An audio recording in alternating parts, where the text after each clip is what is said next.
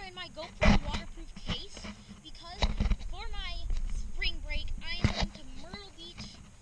I don't know if I told you guys this in the last video, but I'm going to Myrtle Beach, South Carolina, and I'm going to be using my GoPro waterproof case. We're also going to be doing a bunch of other stuff, like we're going to get a helicopter ride.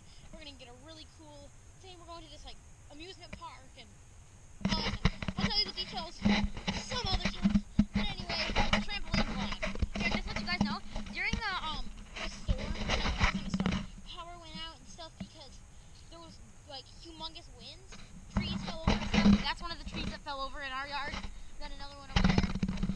Anyway, let's go do a trampoline vlog that we haven't done